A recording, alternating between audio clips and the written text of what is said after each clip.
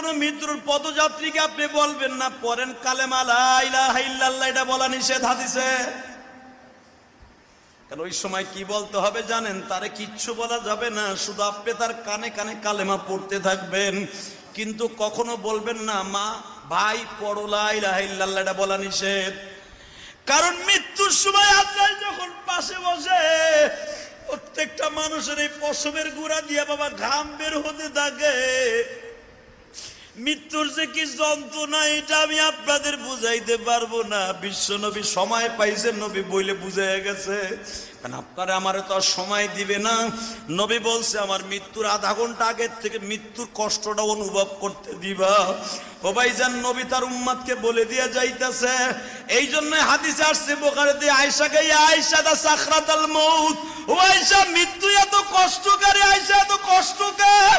মা আয়েশা বলে আমি আমার নবীর এমন ভাবে কোনোদিন দেখি নাই এত কষ্ট পাইতে।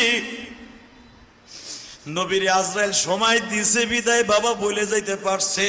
তোমার আমারে তো আর বলে যাওয়ার সময় থাকবে না। হয়তো মৃত্যুর সময় জবানটা বন্ধ থাকবে, তা না হলে মৃত্যুর সময় তোমার আমার অক্সিজেন লাগানো থাকবে, অথবা তোমার আমার পাশে ভালো কোনো মানুষ থাকবে না, অথবা অ্যাক্সিডেন্ট করে মারা যাব কোনো বন্ধু বান্ধব থাকবে না, অথবা বিমানে আমার মৃত্যু হবে কেউ আমারে দেখবে না। এই জন্য মনে রাখবেন সদা সর্বদাই প্রস্তুত থাকবেন। কারণ মালাকুল মওত কখন চলে আসবে, কখন কাজ স্টার্ট দিবে কেউ জানে না। আমার নবী যখন বললেন ফাতেমা বের হয়ে যাও, ফাতেমা জোরে জোরে আয়েশার ঘরের পিছনে যাইয়া, কারণ আয়েশার ঘর আর উম্মে সালমার ঘর পাশাপাশি বাবা। উম্মে সালমার ঘরে যাইয়া জোরে জোরে বালিশ থাপড়াইতেছে, ফাতেমা বাবা তুমি আমার বিদায় দিয়ে এই ফাঁকে চলে যাইও না বাবা, অন্তত ফাতেমারে দুইটা বুঝ দিয়া যাইও। জোরে জোরে বলতাছে নবীর 9 জন বিবি, জোরে জোরে বলতাছে আর বলতাছে নবী আপনি আমাদের ফাঁকি দিয়া চলে যায়েন না, অন্তত আমাদের শেষবারের মতো দুইটা কথা বলতে দিয়েন। হাসান হুসাইন যে রবিউল আউয়াল মাসের 12 তারিখ কেন মসজিদের কোনায় বইয়া কাঁদতেন? কারণ নবীর ফ্যামিলির ওই দৃশ্য পৃথিবীর কোনো মুসান্নেফ লেখা শেষ করতে পারবে না। নবীর আহলে বায়াতরা রবিউল আউয়াল মাসের 12 তারিখ ঘরে বইয়া কান্দে, আর আমরা আশেকে শয়তানগুলা 12 রবিউল আউয়ালে কেক কাটে। ভালো করে হাদিস কোরআন বুঝা তারপর আমল করিও।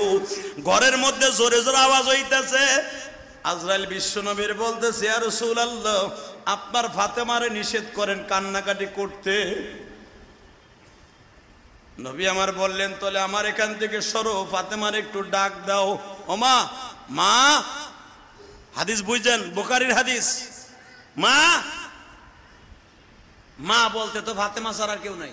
মা আসছে, আব্বা আব্বা আব্বা, মা তোর কানটা আমার গালের সাথে লাগা। আল্লাহু আকবার বললেন, তোর কানটা আমার গালের সাথে লাগা। কেন আব্বা? তুই না শুনতে চাইছর তোর জীবনের শেষ একটা কথা কমু? হ্যাঁ আব্বা। মা আর একটা আওয়াজও করবি না, তোর মায়ের ঘরে যাইয়া আজ থেকে মুখটায় তালা মারবি। আজ থেকে 6 মাস পরে তোর সাথে আমার মাটির নিচে দেখা হবে। এই 6 মাসের মধ্যে মদিনার কোনো মানুষ মারা যাবে না।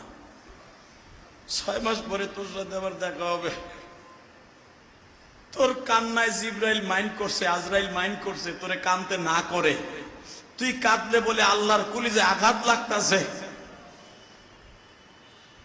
ফাতেমা আস্তে করে মুখটা চুপ করে বাবার কাছ থেকে বের হয়ে পিছনের রুমে চলে গেলেন। আজরাইলের কাজ আবার স্টার্ট হয়ে গেল বাবা। আজরাইল যখন বিশ্বনবীর বারবার বলতেছে নবীজি আজকে রবিউল আউয়াল মাসের 12 তারিখ আপনার মনে আসেনি? আজকে কিন্তু সোমবার গো নবী, আপনার মনে আসেনি? আমার নবী বারবার বলে জিবরাইল রে, আজরাইল রে, আমার সবই মনে আছে। রবিউল আউয়ালে জন্ম নিয়েছি। জিবরাইল আমারে আজ থেকে আরো কয়েক বছর আগে বলছে আমার মৃত্যু তারিখও হবে সোমবারে। ও জিবরাইল তোমার কথাই কি সত্য হয়ে গেল? কিন্তু জন্মের সময়টা হলো শবে সাদেক, মৃত্যু হইল আমার এমন একটা টাইমে যেই টাইমে নামাজ নাই, আজরাইল রে একটা কথা আমার কাছে বলবানি, আমি নবী চলিয়া যাব মনে কোনো দুঃখ নাই, শুধু একটা দুঃখ লইয়া ঘুমাইতে যাইতেছি। নবী আপনার মনে কোনো দুঃখ আল্লাহ রাইখা বিদায় নিতে দিবে না? বলেন দুঃখটা কি? যত কষ্ট আছে আমারে দিও, আমার গরিব উম্মতরে দিও না।